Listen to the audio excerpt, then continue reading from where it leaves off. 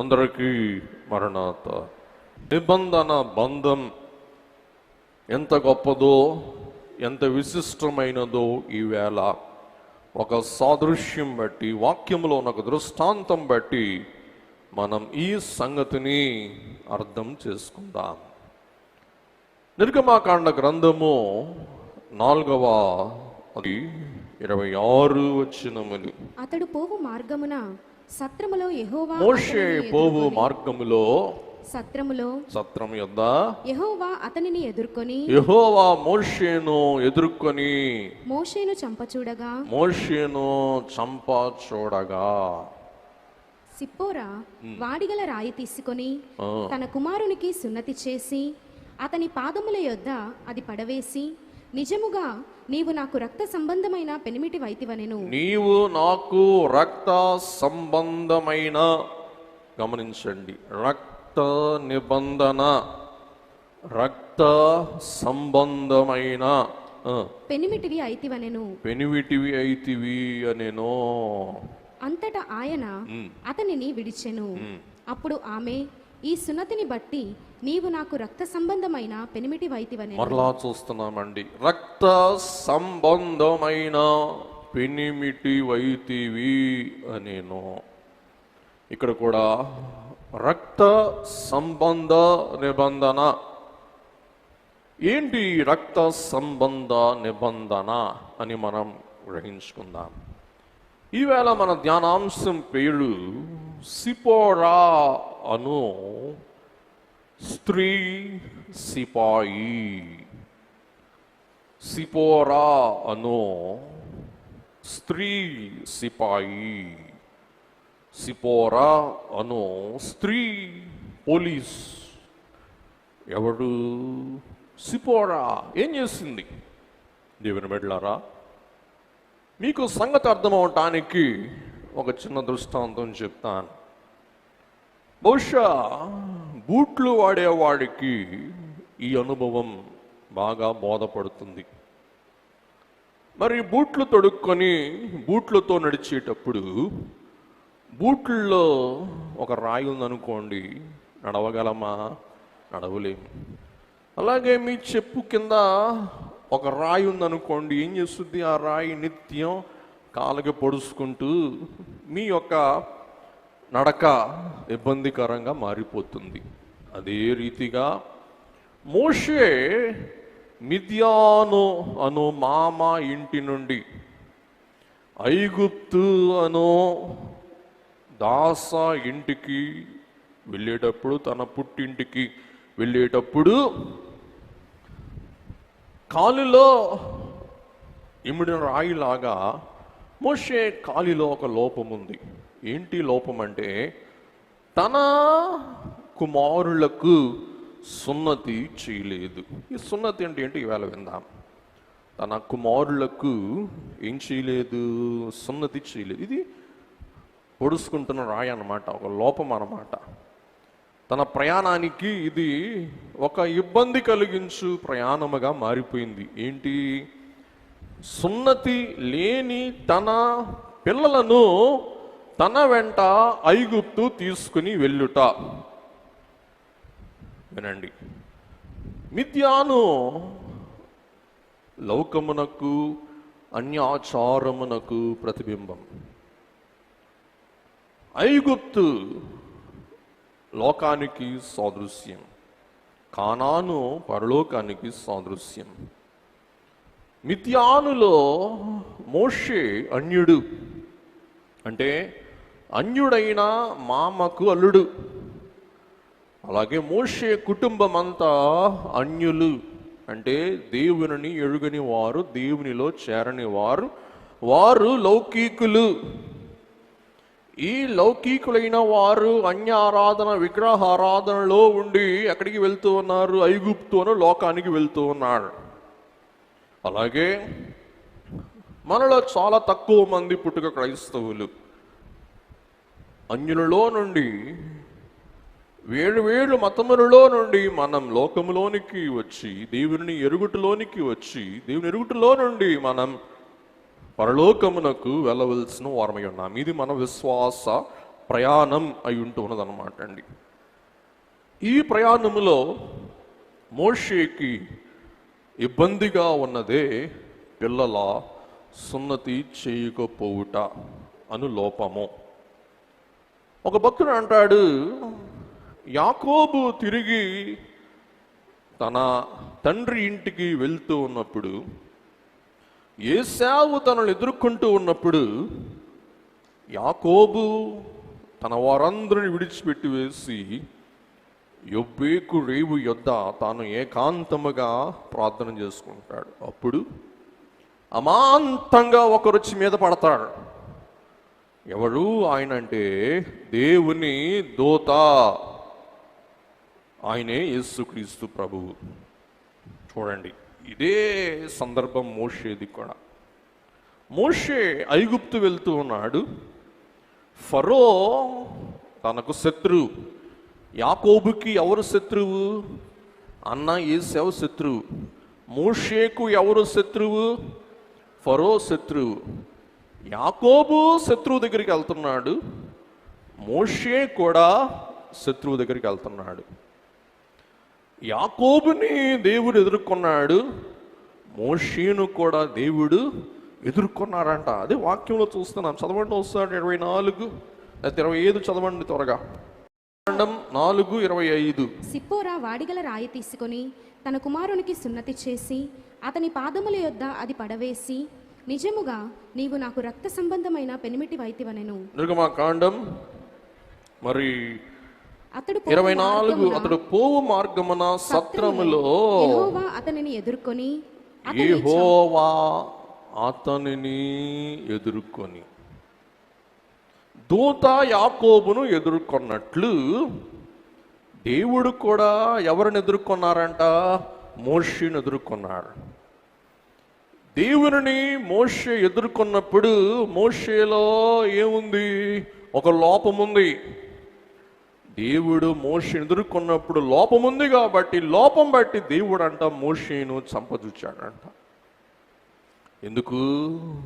నీవు లోపముతో ఎలాగు నా పనికొస్తావు, నువ్వు లోపముతో ఎలాగు వెళ్ళి నా కార్యం జరిగిస్తావు అని దేవుడు మోషేను శిక్షించ ప్రయత్నించిన వారై ఉంటూ ఉన్నారు. దేవుని బిడ్డలారా, ఇక్కడ మోషే యొక్క లోపాన్ని దేవుడు శిక్షిస్తూ ఉన్నారు. మోషే కలిగిన లోపం బట్టి దేవుడు మోషేను శిక్షిస్తూ ఉన్నాడు. మొదటి పేతురు పత్రిక 4:17 పేతురు భక్తుడు అంటాడు, తీర్పు దేవుని ఇంటి యొద్ద ఆరంభముగు కాలము వచ్చి ఉన్నది. తీర్పు ఎక్కడ ఆరంభమవుతుందంట? దేవుని ఇంటి యొద్దనే. అది మన యొద్దనే ఆరంభమైతే దేవుని సువార్తకు అది మన యొద్దనే, మోషే యొద్దనే తీర్పు ఆరంభమైంది. అది మన యొద్దనే ఆరంభమైతే దేవుని సువార్తకు అవిధేయులైన వాడి గతి ఏమవునో? మోషేకే దేవుడు తీర్పు తీర్స్తే దేవుని అనుగ్రహం మారు మనస్సు పొందుటకు నిన్ను ప్రేరేపించుచున్నదని ఎరుగక ఆయన అనుగ్రహ ఐశ్వర్యమును సహనమును దీర్ఘశాంతమును తృణీకరించుదువా. గమనించండి, దేవుడు తన అనుగ్రహం బట్టి మన పాపాలు సహించక ఆయన అనుగ్రహం బట్టి మనకు తీర్పు తీర్చుట ఎందుకు అనగా ఆయన కృప అందులో ఇమిడి ఉన్నది. దేవుడు ప్రేమగలవాడు కాబట్టి ప్రేమగల దేవుడు మనలను ప్రేమించువాడైతే శిక్షిస్తారు, మనలను ప్రేమించని వాడైతే మనలను శిక్షింపక నిత్య శిక్షలోనికి పంపించి వేస్తాడు. గమనించండి. కాబట్టి దేవుని అనుగ్రహం మరి మనకు మారు మనస్సు కలుగు నిమిత్తం ప్రేరేపించుచున్నది. కాబట్టి దేవుడు మనకి చిన్న చిన్న శ్రమలు, చిన్న చిన్న కష్టాలు పంపిస్తూ ఏం చేస్తారంట? మనకు మారు మనస్సు కలిగించడానికి ఆయన ప్రేరేపిస్తూ ఉంటారంటండి.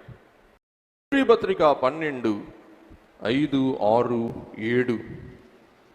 నా కుమారుడా, ప్రభువు చేయు శిక్షను తృణీకరించకుము. ఆయన నిన్ను గద్దించినప్పుడు విసుకకుము. ప్రభువు తాను ప్రేమించు వారిని శిక్షించి తాను స్వీకరించు ప్రతి కుమారుని దండించును అని కుమారులతో సంభాషించినట్లు మీతో సంభాషించు ఆయన హెచ్చరికను మీరు మరచితిరి.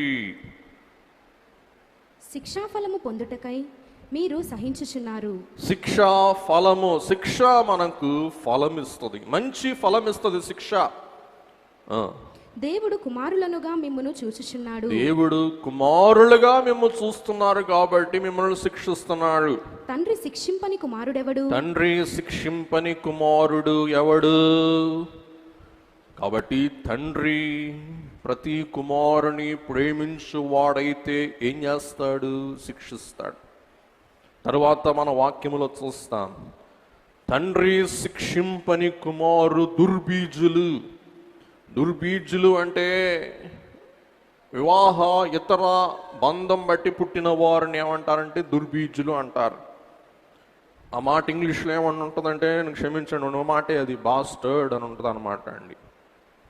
దేవుని బిడ్డలారా, దేవుడంట మోషే లోపం బట్టి మోషేను ఎదుర్కొని మోషేను చంపదూచాడంట. మోషే నీరసం అయిపోయాడంట. మోషే కాళ్ళు చేతులు ఆడట్లేదంట. మోషే శక్తిహీనుడైపోయాడంటండి. ఎంత శక్తిహీనత మోషేకి వచ్చిందంటే, తనకు అర్థమైపోయింది, నేను నా బిడ్డకు సున్నతి చేయకుండా నేను దేవుని పేరట ఇశ్రాయేలీయులైన వారిని విడిపించుటకు ఫరో యొద్దకు వెళ్ళాలి. నేను ఎట్లా వెళ్ళగలను? నేను తప్పు చేశాను అని చెప్పి తాను లేచి సున్నతి చేసి అంత ఓపిక కూడా మోషేకి లేదంటండి. అప్పుడు సిపోరాకు అర్థమైందంట, ఓహో నేను మిద్యానీయురాలని కాబట్టి నేను నా పిల్లలకు సున్నతి చేయుటకు ఒప్పనందున నా లోపం బట్టి ఎవరు శిక్షింపబడుతున్నారు? నా యజమానుడు శిక్షింపబడుతున్నాడు అని చెప్పి మోషేకి తన పిల్లలకు సున్నతి చేయలేని అనారోగ్యం, బలహీనత సంభవించిన నాడు సిపోరానే పూనుకొని ఏం చేస్తుంది? తన బిడలకు సున్నతి చేస్తుంది. గమనించండి. దాని ముందు వచనం 4:23 చదువుకుందాం. నన్ను సేవించునట్లు నా కుమారుని పోనిమ్మని 22 చూద్దాం. అప్పుడు నీవు ఫరోతో ఎట్లాగాను, ఇశ్రాయేలు నా కుమారుడు నా జ్యేష్ఠ పుత్రుడు నన్ను సేవించున్నట్లుగా నా కుమారుని పోనిమ్మని నీకు ఆజ్ఞాపిస్తున్నా. నేను బతికినట్లా ఫరో నీకు ఆజ్ఞాపిస్తున్నా.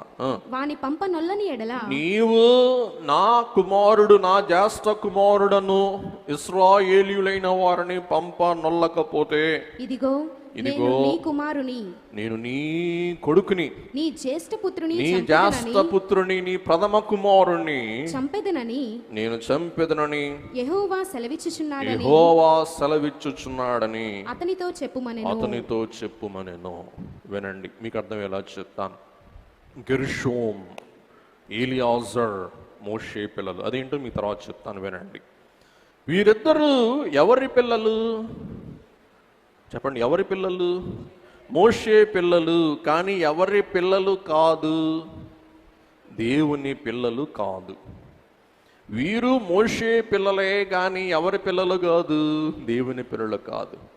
వీరిద్దరూ ఎప్పుడు దేవుని పిల్లలయ్యేవాళ్ళు?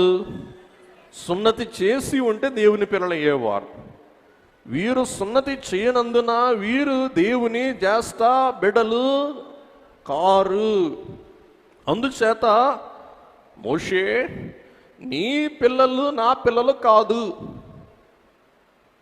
నీ పిల్లలు నా పిల్లలు కాకుండా నీవు చేసి నీవు వెళ్ళి ఏమంటున్నావు? ఇశ్రాయేలు నా జ్యేష్ఠ కుమారుడు అంటున్నావు. అది ఎట్ట కుదురుద్ది? నీ పిల్లలే నా జ్యేష్ఠులు కాదు, నువ్వు వెళ్ళి నా జ్యేష్ఠులను, నీ పిల్లల్ని నీవు సున్నతి చేయకుండా నా పిల్లలపై నువ్వు ఎట్లా తీర్పు తీరుస్తావు? నా పిల్లల్ని నువ్వు ఎలాగో రక్షిస్తావు? నా పిల్లల్ని విడిపించమని నీ ఫరో దగ్గరికి వెళ్ళి ఎట్లా అడుగుతావు అని చెప్పి మోషే ఇంటిలోనే దేవుడు తీర్పు ప్రారంభించాడు. అదనమాట గమనించాలి. మోషే ఇంటిలోనే దేవుడు ఏం చేశారంటే తీర్పు ప్రారంభించినట్లు మనం చూస్తూ ఉన్నాం. చరిత్ర మనం ఆలోచిస్తే ఇత్రో కుమార్తె సిపోరా. ఇత్రో ఎవరు? మిద్యానీయుడు. అందరు గట్టి చెప్పండి ఒకసారి. మిద్యానీయుడు. ఈ మిద్యాను వారు ఎవరు అంటే అబ్రహాము పిల్లలే. అబ్రహామునకు దాసి కెతూరా. ఈ కెతూరా పిల్లలే ఎవరంటే ఆదికాండం 25:2. ఆమె అతనికి జిమ్రాను, యొక్షాను, మెదాను, మిద్యాను చాలు. మిద్యాను. ఈ మిద్యాను పిల్లలే మిద్యానీయులు అన్నమాట అండి. మిద్యాను వారింటి పేరు. వీరు అన్యురాలైన దాసి వలన కలిగిన పిల్లలు. ఆదికాండం 25:2. అబ్రహాం బట్టి వీరు దేవుని సంతానమే, కానీ తల్లిని బట్టి వీరెవరు కాదు, దేవుని సంతానం కాదు. అందుచేత అబ్రహాం బట్టి సున్నతి ఆచారం వారికి ఉన్న కాలక్రమమున ఈ మిద్యానీయులు సున్నతి ఆచారాన్ని విస్మరించారంట. ఉదాహరణకి అబ్రహామునకు ఈవేళ జరిగే మోషే సంఘటనకు ఎంతకాలం ఉండుంటుంది? ఒక 600 సంవత్సరాలు ఉండుంటుంది. చెప్పండి, ఎంతకాలం ఉండుంటుంది? కనీసం 600 సంవత్సరాలు. ఇశ్రాయేలీలు బానిసత్వములోనే ఎంతకాలం ఉన్నారు? 430 సంవత్సరాలు. కనీసం అంతకంటే 170 సంవత్సరాలైనా ముందుకు ఉంటుంది అన్నమాట. అంటే 600 సంవత్సరాలలో వీరు ఏం చేయటం మర్చిపోయాడు? సున్నతి చేయటం మర్చిపోయాడు. చేసినా కానీ 13 ఏళ్లకి 18 ఏళ్లకి చేసేవారంట. మోషే సిపోరా మోషే మాట విని కూడా ఏముందిలేండి, ఏం పర్లేదులేండి, ఏముంది, మా ఆచారంలో పెద్దోళ్ళు అయిన తర్వాత చేస్తారు, ఒక వయసులో చేస్తారు, ఏముందిలేండి అని ఉంటుంది. అందుచేత ఈయన అసలే ఎలరేకానికి వెళ్ళిన అల్లుడు, మామ మిద్యాను యాజకుడు, ఆయన మాట చెల్లుద్దా? చల్లదు. మాట చల్లని కారణాన ఆయన ఏం చేశాడు? నిబంధననే ఉల్లంఘించాడు. కాబట్టి మీరు లోకుల మాట మాత్రం గౌరవించి నిబంధనకు మీరు అలక్ష్యము చేస్తే, నిబంధనను మీరు విస్మరిస్తే దేవుడు నిబంధనను బట్టి ఏం చేస్తారంట? తీర్పు తీరుస్తాడు. కృపగల దేవుడే అయినా కానీ ఆయన తీర్పు తీరుస్తాడు అని గ్రహించవలసిన వారమై ఉంటూ ఉన్నాం. పిల్లరా, ముందుకు వెళ్దాం. ఇక్కడ పేరులు మనం ఆలోచించుకుందాం.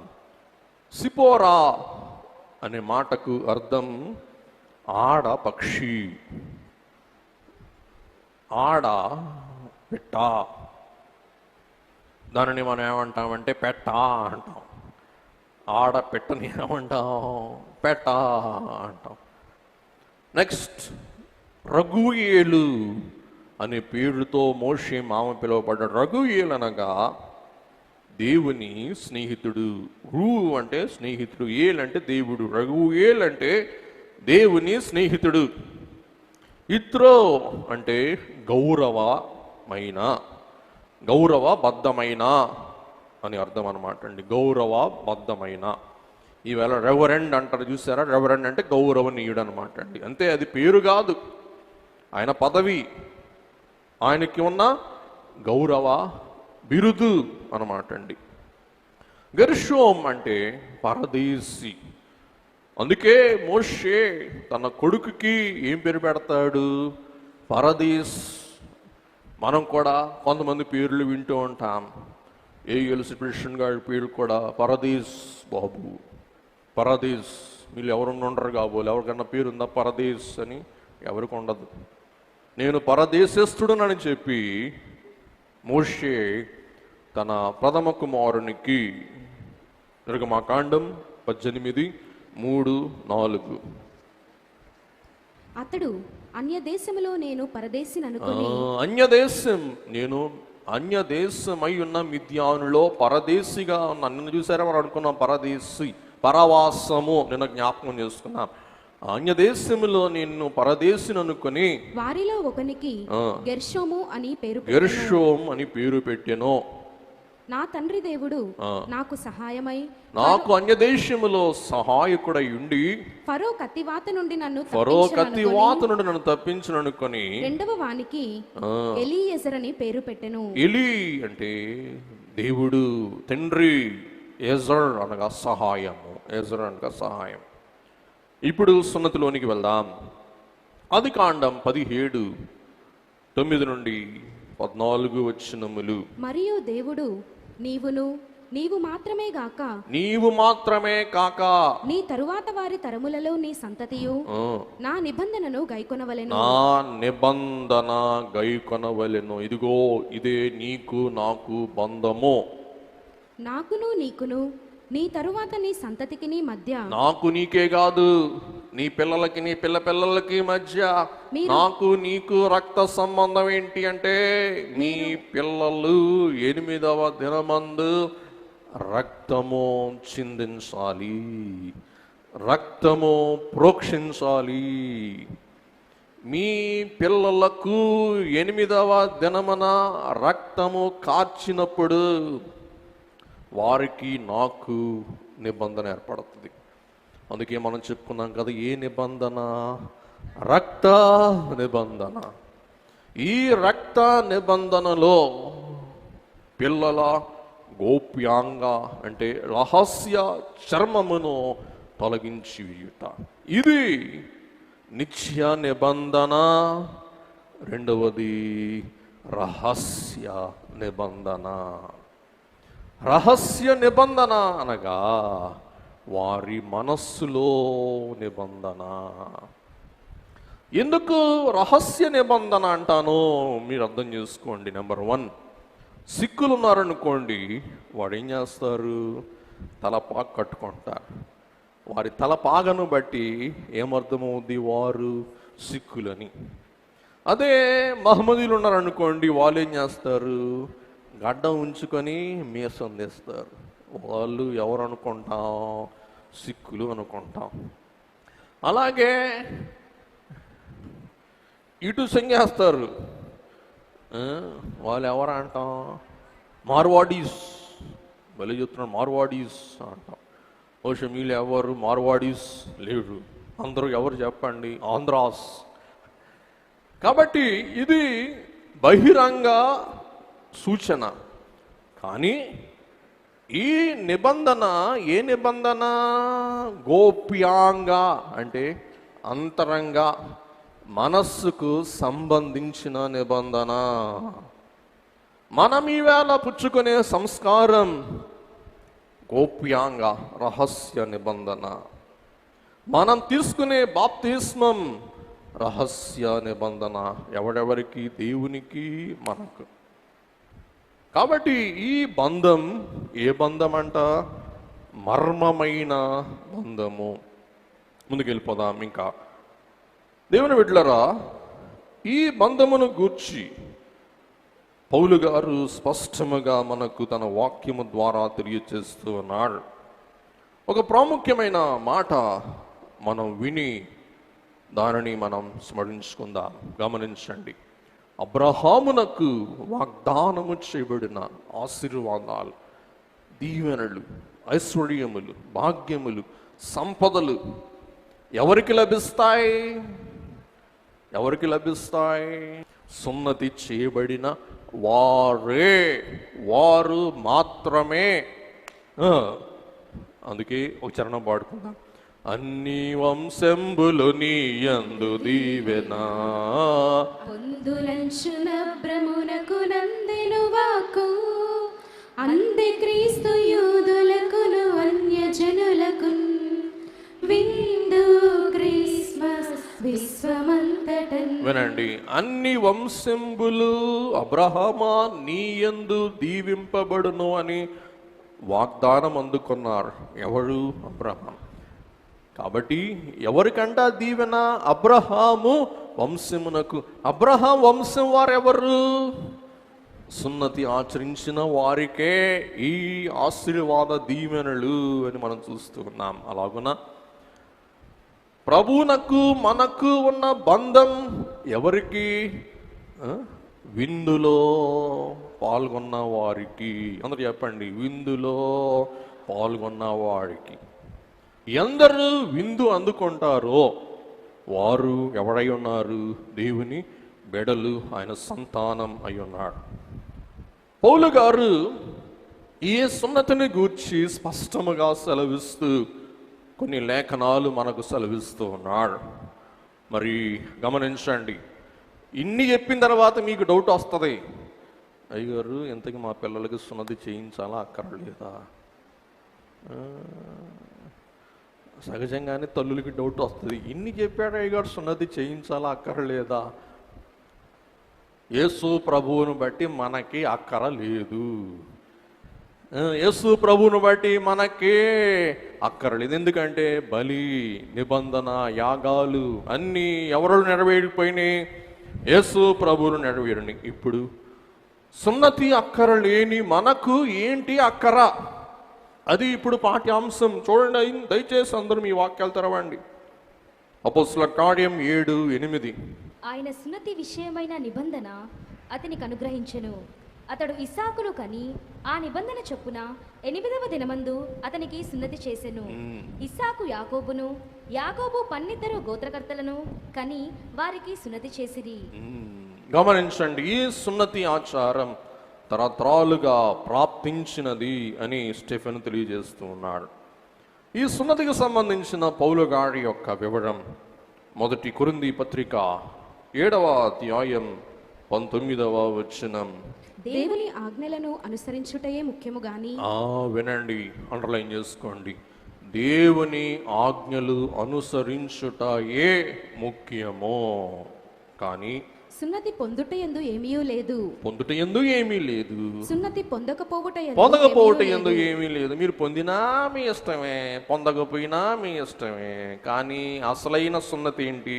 మీరు దేవుని ఆజ్ఞలు గైకొనవలసిన వారై ఉన్నారు. గలతీ 5:6. యేసుక్రీస్తు నందుండు వారికి సున్నతి పొందుట యందేమీ లేదు. సున్నతి పొందుట యందు ఏమీ లేదు. పొందకపోవుట యందేమీ లేదు. పొందకపోవట యందు ఏమీ లేదు. గాని అక్కడ ఉందన్నమాట అండి. గాని షరతు కానీలోనే ఉందండి. రూపాయలన్నీ కానీలోనే ఉంటాయి. రూపాయలన్నీ వినండి. కానీ ప్రేమ వలన కార్యసాధకమగు విశ్వాసమే ప్రయోజనకరం. కార్యసాధకమైన విశ్వాసం కార్యసిద్ధి కలిగించుటకు ఆధారమైన విశ్వాసమే ప్రాముఖ్యం, కానీ సున్నతి కాదు అని స్పష్టముగా పౌలు భక్తుడు తెలియచేస్తూ ఉన్నారు. దీనిని బట్టి ఒక్క మాట, విశ్వాసం అవశ్యం, సున్నతి అనవసరం. ఇంకోసారి చెప్తున్నా, విశ్వాసం అవసరం, సున్నతి అనవసరం. రోమా 3:30. దేవుడు ఒకడే గనుక ఆయన సున్నతి గలవారిని విశ్వాస మూలముగాను, సున్నతి గలవారిని విశ్వాసం ద్వారా, సున్నతి లేని వారిని విశ్వాసం ద్వారా నీతిమంతులుగా తీర్చును. సున్నతి ఉన్న వారినైనా విశ్వాసం బట్టి నీతిమంతులు చేస్తాడు. సున్నతి లేని వారినైనా విశ్వాసం నీతిమంతులు చేస్తున్నాడు. విశ్వాసం ప్రాముఖ్యం అండి ఓయ్, కానీ సున్నతి కాదండి ఓయ్ అంటారండి పౌలు గారు. అలాగే రోమా 4:11 సున్నతి లేని వారైనను నమ్మిక వారికందరికి నమ్మిన వారికి అందరికి అతడు తండ్రి అగుట వలన వారికి నీతి ఆరోపించుటకై నమ్మిన వారికి అందరికి తండ్రి అవుట వలన నీతిని ఆరోపించుటకై అతడు సున్నతి పొందకమునుపు అబ్రహాము గారు సున్నతికి పొందక ముందే తనకు కలిగిన విశ్వాసము వలనైన నీతికి ముద్రగా సున్నతి అను గుర్తు పొందెను. అద్భుతం. మరి పౌలు గారి మాటకి దీటు ఎదురు లేదనమాట అండి. పౌలు గారు అంటారు, అబ్రహాం విశ్వాసం సున్నతి పొందక ముందే. అబ్రహాం ఎప్పుడు సున్నతి పొందారంట? 99 ఏళ్లకి. ఏమనుకో బాకను, సరదాగా మాట చెప్తా, గమ్మర్ చెప్తా. ఇద్దరు పిల్లకాయలు, యూదుడు క్రైస్తవుడు మాట్లాడుకుంటున్నారంట. మరి ఒక క్రైస్తవుడికి వాళ్ళ అమ్మ సున్నతి చేయిస్తానందంట స్కూల్ ఏజ్లో. యూదుడు చెప్పాడు, రేయ్ సున్నతి చేసుకోబాకు, రేయ్ సున్నతి చేసుకుంటే 2 ఏళ్ళు దాకా నీకు మాటలు రావన్నాడంట. చిన్నపిల్లలు సున్నతి చేస్తారు. సున్నతి చేసిన తర్వాత వాళ్ళకి ఎంతకాలానికి మాటలు రావు, 2 ఏళ్ళకి 3 ఏళ్ళకి మాటలు వస్తాయి. ఈడేమనుకుంటున్నాడు, ఆడికి సున్నతి బట్టి మాటలు రాలేదనుకుంటున్నాడు ఈడు. అదనమాట జోకు. సరే, ఏది ఏమైనా అబ్రహాం ముందే విశ్వాసం కలిగిన వాడై ఉండి విశ్వాసమునకు సాదృశ్యంగా ఏం పొందాడంటండి? సున్నతి. అదే పౌలు గారు అంటారు, సున్నతి కాదండి ముఖ్యం, అబ్రహాము గారు దేవుని మాటకు లోబడి సున్నతి పొందకముందే విశ్వాసం కలిగిన వాడని పౌలు గారు తెలియజేస్తూ ఉన్నాడు. గలతీ 5:15 కొత్త సృష్టి పొందుటయే గాని సున్నతి పొందుటయందు ఏమీ లేదు, పొందకపోవుటయందు ఏమీ లేదు. కాబట్టి విశ్వాసం ప్రాముఖ్యం, నూతన స్వభావం ప్రాముఖ్యం, క్రొత్త సృష్టి ప్రాముఖ్యం. సున్నతి కాదు ప్రాముఖ్యం అంటారు. సునీతి, స్వనీతిని తొలగించుకొని సునీతిని కలిగించుకున్నటయే ఈ కాలమందు సున్నతి. సున్నతి అనగా సునీతి. సున్నతి అనగా స్వనీతిని తీసివేసుకొని సునీతిని సంపాదించుకున్నటయే సున్నతి అని 2 మాటల్లో చక్కగా పౌలు గారు మనకు చెప్పేస్తారనమాట అండి. ఫిలిప్పీ 3:3 ఎందుకనగా శరీరమును ఆస్పదము చేసుకొనక దేవుని యొక్క ఆత్మ వలన ఆరాధించుచు క్రీస్తు యేసునందు అతిశయపడుచున్న మనమే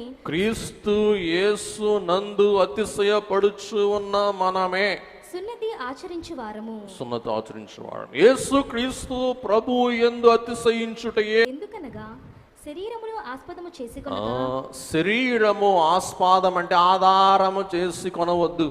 శరీరం ఆధారము చేసి కొనని వారే సున్నతి పొందినవాడు. అలాగే దేవుని యొక్క ఆత్మ వలన ఆరాధించుచు, దేవుని ఆత్మ వలన ఆరాధించు వారు సున్నతి పొందినవారు. క్రీస్తు యేసునందు అతిశయపడుచున్న వారు సున్నతి వారు. వినండి, నంబర్ 1, శరీరం ఆస్పాదము చేసి కొనని వారు సున్నతి పొందిన వారు. శరీరం ఆధారము చేసుకునకుండా ఆత్మనే ఆధారము చేసుకుని ఆత్మ వలన ఆరాధించు వారే సున్నతి పొందిన వారు. వినండి, సున్నతి అంటే ఎన్ని అర్థాలు ఉన్నాయో. నంబర్ 3, క్రీస్తు యేసు నందు అతిశయపడుచున్న మనమే సున్నతి ఆచరించువారు. ఇవన్నీ సున్నతులు అయి ఉండగా ఇంకా సున్నతి ఎందుకు అంటారండి పౌలు భక్తుడు. కొలస్సీ 2:11 మీరును క్రీస్తు సున్నతి యందు శరీరేచ్ఛలతో కూడిన శరీరేచ్ఛలు గల స్వభావమును విసర్జించుట వలన ఆయన యందు చేతులతో చేయబడిన సున్నతి పొందితిరి. చేతులతో ఆయన సాధించిన సున్నతి, రక్షణ అను అంతస్తు, భాగ్యమను సున్నతి మీరు పొందితిరి. మాలిన్య ఆచారములు విసర్జించుటయే మీరు పొందు సున్నతి. మరియు చేతులతో ప్రభు సాధించిన రక్షణ మీరు అందుకొనుటే సున్నతి అని తెలియజేస్తూ ఉన్నారు. దేవుని బిడ్డలారా, ఇంకొన్ని విషయాలు ఉన్నాయి. టైం అయిపోయింది కాబట్టి ఇంకా ముగించుకుందాం. ఇంకా విషయాలు వచ్చే వారం ధ్యానం చేసుకుందాం. ఇంకా చాలా విషయాలు ఉన్నాయి. ఇప్పుడు సిపోరా కాడికి రావాలా మనం? సున్నతిగాడే ఉండిపోయాం. సున్నతిగాడి ఉండిపోతే ఇంక సిపోరా కాడికి ఆడొస్తాం మనం. వచ్చేవాడం సిపోరా అను సిపాయి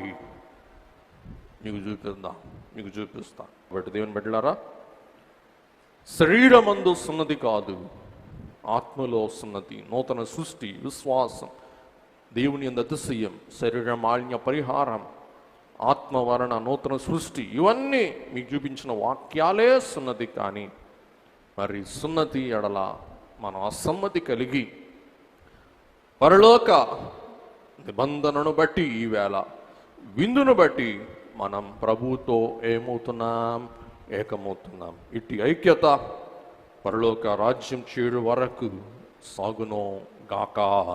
దయగల ప్రభా, కృపగల తండ్రి, మోషేకు మీరు తీర్పు తీర్చి పేమట ఫరోకి తీర్పు తీర్చులాగున అంగీకరించిన వాడై ఉన్నారు. అలాగున నీ కంటిలో ఉన్న దూలము తీసివేసుకున్న ఎడల నీ సహోదరుని కంటిలో ఉన్న నలుసు నీవు చక్కగా చూడగలవని మీరు అన్నాడు. కాబట్టి ప్రభువా, ఈవేళ మాలో ఉన్న దూలములు నలుసులు తీసివేసుకొని పరిశుద్ధులముగా నీ బల యొద్ద మేము పాల్పొంది మీ విందులో ఉన్న సకల సంపదలు భాగ్యములు మేము అందుకొనగల కృప మాకు అనుగ్రహించమని యేసు స్వామి పరిశుద్ధ నామమున వినయముతో వేడుకొని ప్రార్థిస్తూ ఉన్నామో మా పరమ తండ్రి.